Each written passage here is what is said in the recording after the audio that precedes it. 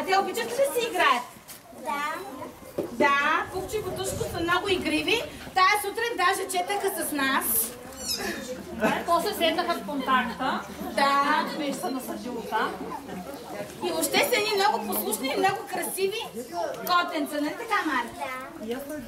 Така, следващият наш любимец, това е костенурката Кусю. На Вярка.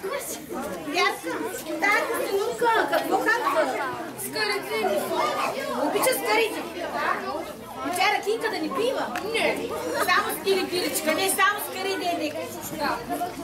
Дружелюбни си. Тая костенурка е много стара явно. Как се казва? Има ли? Мими се казва.